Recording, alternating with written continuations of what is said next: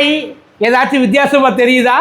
ஏதாச்சும் நான் அந்தரத்தில் உட்காந்துருக்க மாதிரி உங்களுக்கு எதுவும் ஃபீல் ஆகுதா? அப்படி ஃபீல் ஆச்சுன்னா நீங்கள் தெளிவாக தான் இருக்கீங்க. கிட்டத்தட்ட நான் அந்தரத்தில் தான் உட்காந்துருக்கேன். தரையிலேருந்து ஒரு 6 அடிக்கிட்ட உட்காந்துருக்கேன். அது ஏன் அப்படின்னா, நீ எல்லாம் என்னத்தெல்லாம் சாதித்து கிழிச்ச அப்படின்னு சொல்லி ஒரே பேச்சு. நம்மளும் வாழ்க்கையில் வளர்ச்சி அடைய வேண்டாமா? அந்த வளர்ச்சி பாதையை நோக்கி மேலே போய்கிட்டு இருக்க. அதுதான் அங்கே தான் ஒன்றும் ஆகலை. அட்லீஸ்ட் இங்கேயாவது ஆகட்டுமேன்னு தான் கீழேருந்து மேலே தூக்கி சும்மா ஒரு சேஞ்சுக்கு. இதுவும் நல்லாத்தான் இருக்குது உட்காந்து வீடியோ எடுக்கிறது. இந்த சர்க்கஸில் பார் விளையாடுவாங்கல்ல, அந்த மாதிரி இதுவும் சாலியாகத்தான் இருக்குன்னு வைக்கல. இப்போது இருக்கிறதுலே பெரிய ஒரு மனநிலைமை ஒருத்தருக்கு. அது மனநிலைமை தான். இது வந்து ஒரு மனநோய். ஒருத்தன் வழியில் துடிச்சிக்கிட்டு இருக்கான், கஷ்டத்தில் கத்திக்கிட்டு கிடக்கிறான். அப்படின்றப்ப அவனை போயிட்டு பக்கத்தில் நின்று நல்லா ரசித்து சிரிக்கக்கூடாது. அது ரொம்ப தப்பு. அதுக்கு அதாவது இந்த மாதிரிலாம் மனநோய் தெருநாய்க்கு கூட வராது. அப்படி உண்மையிலே இந்த மாதிரி பிரச்சனை இருக்கிற ஒரே ஒரு ஜீவன் யார் தெரியுமா? நம்மளை மாதிரி ஆளுக தான். நம்மளை மாதிரி ஆளுங்கன்னா மனுஷங்களுக்கு தான். அவங்களுக்கு தான் அடுத்தவன் படுற கஷ்டத்தை நினச்சி அப்படியே உள்ளுக்குள்ளே அப்படியே ஒரு மாதிரியாக வந்து குழுன்னு இருக்கும். இப்போ இந்த கள்ளக்குறிச்சி பக்கத்தில் திம்மாபுரமாக அங்கே ஒரு இடத்துல ஒரு 40 பேர் நடுத்தருவுக்கு கொண்டாந்து எங்களை விட்டுட்டாரு விஜய் சார் அப்படின்னு சொல்லாமல் சொல்லிக்கிட்டு இருக்காங்க. நான் இந்த 40ன்ற நம்பருக்கு விஜய் சாருக்கு அப்படி என்ன ஒரு கனெக்ஷன் இருக்குன்றது தெரியல. எங்கே போனாலும் இந்த 40 வந்து அவர் நின்றுறாரு, இல்லாட்டி இந்த 40 போய் அவர்கிட்ட நின்றுருது.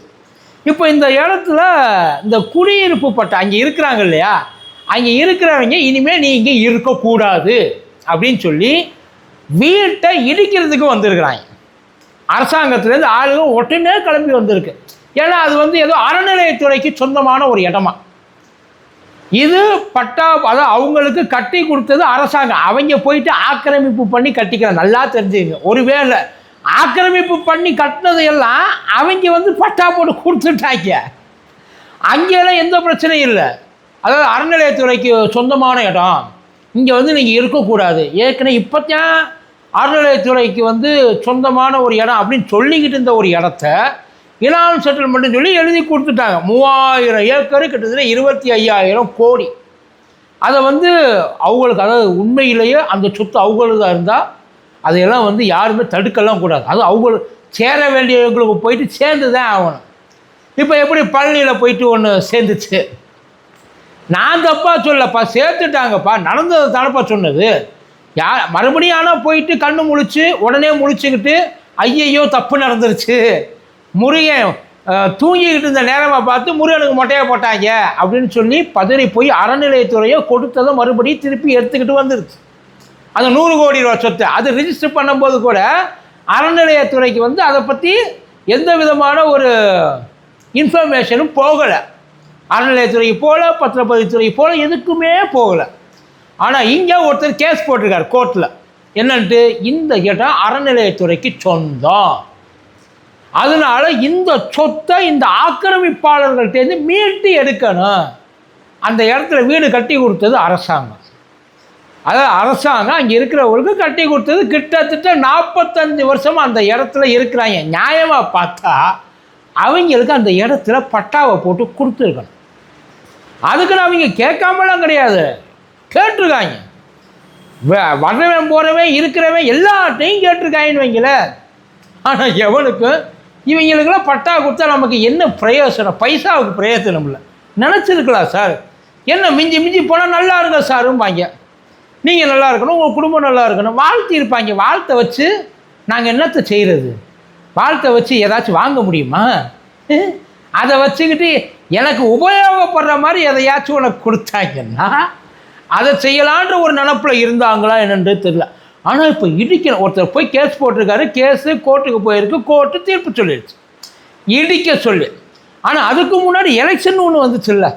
அந்த எலெக்ஷனில் எங்கள் அண்ணன் என்ன சொன்னார்னா, தம்பியெல்லாம் கவலைப்படாதீங்க, யார் யாரெல்லாம் பட்டாவுக்காக ரொம்ப நாளாக நாயாக அலைகிறீங்களோ, அதாவது ஒரு சொந்தமாக ஒரு இடம் இருக்கிற இடத்துக்கு நீங்கள் தான் இருக்கிறது அப்படின்னு சொல்லிட்டு உங்களுக்கு ஒரு ஆதாரம் நான் ஏற்பாடு பண்ணி தரேன்.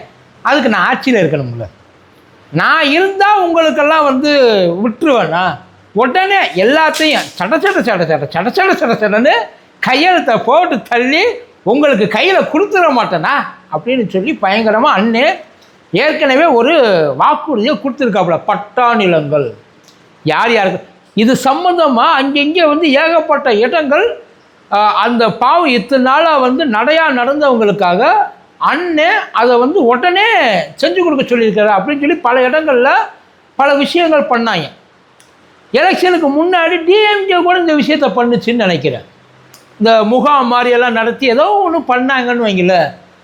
இப்போ இந்த இடம் 45 வருஷமாக இத்தனைக்கு நல்லா தெரிஞ்சது. அவங்களா போயிட்டு அந்த இடத்துல உட்காந்து ஏதோ கல்லுகளை கொண்டாந்து வச்சு கட்டி அங்கே வந்து குடியேறிட்டாங்கலாம் கிடையாது. அரசாங்கம் அவங்களுக்காக கட்டி கொடுத்தது. அரசாங்கத்துக்கு தெரியாமல் அறநிலையத்துறை இடத்துல கட்டி. அப்போ இத்தனை வருஷம் இந்த அறநிலையத்துறை என்ன பண்ணுச்சு? இப்போ திடீர்னு ஒருத்தர் வந்து முடிச்சுக்கிட்டு வழக்கு போட்டிருக்காங்க.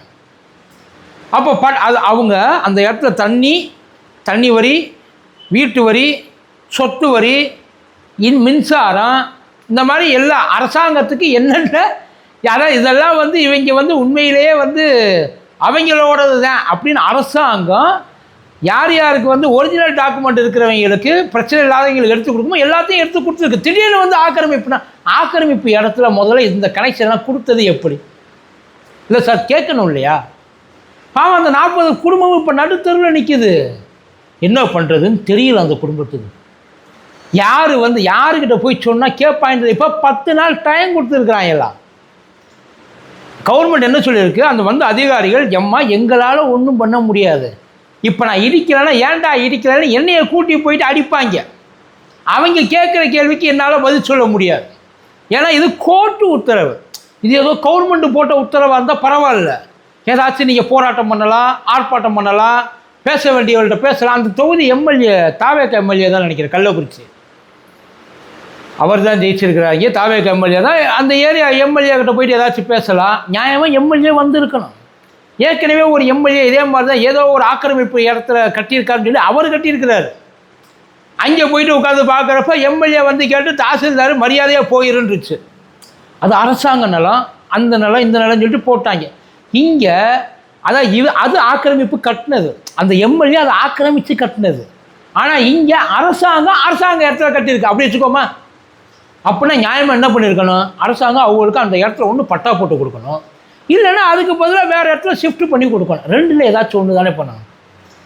இப்போ அந்த வந்த அதிகாரிகள் 10 நாள் டைம் கொடுத்துட்டு எப்பா எங்களால் முடியாது, நாங்கள் வந்து பதில் சொல்லி ஆகணும். அதனால் ஒன்று ஓன் ஜமத்து 10 நாளில் இந்த பிரச்சனையை நீ முடிச்சுக்க, எப்படி முடிக்கணுமோ அப்படி முடிச்சுக்க. இல்லைன்னா நான் முடிச்சிருவேன்.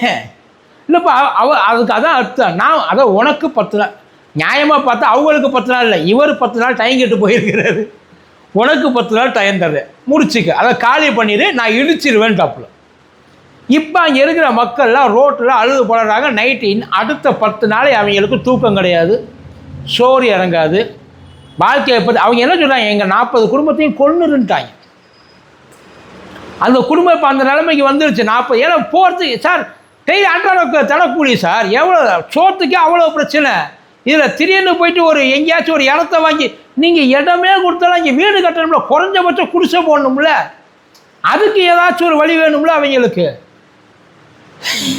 அவங்க என்ன சேர்த்து பேங்கில் சேர்த்து வச்சுக்கிட்டு வெளியில் இருக்க மாட்டேன்னு சொல்கிறாங்க. அவங்கள்ட்ட இல்லை, அவங்க எங்கே போவாங்க? இப்போ 40 அதாவது அரசாங்கத்தோட குடியிருப்பு. இது நியாயமாக பார்த்தா அரசாங்க பிரச்சனை. அவங்க என்ன கேட்குறாங்க? எனக்கு இன்னொரு இடத்துல பண்ணி கொடு, இத்தனை ஒன்று எனக்கு நீ அதை பட்டா போட்டு கொடுத்துருக்கணும். இல்லையா இப்போ வேறு இடத்துல எனக்கு எங்கேயாச்சும் ஒரு செட்டில்மெண்ட்டு பண்ணியிருக்கணும். அவங்க கேட்குறது நியாயம் இல்லையா சார்? இப்போ இந்த 40 குடும்பம் என்ன பண்ணணும்? இவங்க போயிட்டு விஜய் சாரை பார்க்க முடியுமா? இல்லை இவங்க பேசுகிறது விஜய் சார் காதில் விழுகுமா? திடீர்னு கோட்டாரோடு வந்து நிற்கிறாங்க. நியாயமாக பார்த்தா கவர்மெண்ட் என்ன சொல்லணும்? எப்போ இது கவர்மெண்ட் கட்டி கொடுத்தது, ஒரு தனியாள் இதை போயிட்டு பண்ணியிருக்கான்னா கோர்ட்டில் இருக்க வக்கீல் அரசாங்க சார்பாக, ஏன்னா அரசாங்கம் தானே கொடுத்தது, அப்போ அரசாங்க சார்பாக வாதாடின வக்கீல் ஒழுங்காக வாதாடலன்னு அர்த்தம். ஈஸியான ஒரு பாயிண்ட் இது. கவர்மெண்ட் சார் ஒரு வேளை இதை நீங்கள் ஆர்டர் கொடுக்குற மாதிரி இருந்தால் அவங்க அங்கே இருக்கிறவங்களுக்கு ஏதாச்சும் ஒன்று செட்டில் பண்ணிவிட்டு அடுத்து கொடுக்கணும். காலில் விழுந்து கதறாங்க சார் அதிகாரிகள்கிட்ட, மண்ணில் விழுந்து புரள்றாங்க, எங்களுக்கு வாழ வழி இல்லைன்றாங்க, எங்களால் இருக்க முடியாதுன்றாங்க. அது மட்டும் இல்லாமல் அந்த இடம், அந்த நத்தம் புறம்போக்குன்னு ஒரு டேர்ம் ஒன்று இருக்கா, அதாவது அந்த நத்தம் புறம்போக்கு அப்படின்னா அது கவர்மெண்ட்டுக்கு சொந்தமானது. அதில் வந்து விவசாயமோ இல்லை வணிக பயன்பாட்டுக்கோ அதை வந்து பயன்படுத்தக்கூடாது. அது கவர்மெண்ட்டுக்கு சொந்தமானது. கவர்மெண்ட் என்ன நினைக்குதோ அதை பண்ணலாம். ஒருவேளை அந்த நத்தம் புறம்போக்கு இடத்துல குடியிருந்தால் ரொம்ப நாள் அதை வந்து அந்த இடத்த பயன்படுத்தி கொண்டிருந்தால் அதுக்கு யார் பயன்படுத்திட்டு இருக்காங்களோ அவங்க பேரில் பட்டாவை போட்டு கொடுக்கணும் அப்படின்றது கவர்மெண்ட்டோட ரூலு. இப்போ இது எங்கேருந்து அறநிலையத்துறைக்கு எப்படி மாறுச்சு? ஆரம்பத்தில் நத்தம் புறம்போக்குன்னு இருந்துச்சா? அந்த நத்தம் புறம்போக்குன்னு ஒருவேளை ஆரம்பத்தில் இருந்துச்சுன்னா அதை யார் அறநிலையத்துறைக்கு மாற்றி எழுதுனது? இல்லை அரசாங்கம் அது தெரியாமல் அந்த இடத்துல அனுமதி கொடுத்து முழுக்க முழுக்க அவங்க செலவு, அரசாங்க செலவு. இப்போ திடீர்னு கிளம்பி போனால் என்ன பண்ணுவாங்க? இப்போ இவங்க பேசுகிறது பல பேருக்கு தெரியாது, நியூஸாக கூட வரல, பெருசாக பேச போடல. இப்போ அந்த ஃபேமிலிக்கு யார் போராடுவா? நீங்கள் வாக்குறுதி கொடுத்தீங்கல்ல, நம்ம ஆட்சியில் நடக்காததெல்லாம் நடக்குது சார். உங்கள் ஆட்சியில் தான் இது வரைக்கும் 45 வருஷமாக நடக்காதது இப்போ நடந்துக்கிட்டு இருக்கு. அவங்களுக்கு என்ன பதில் சொல்ல போகிறீங்க? ஏதாச்சும் பதில் சொல்லுவீங்களா?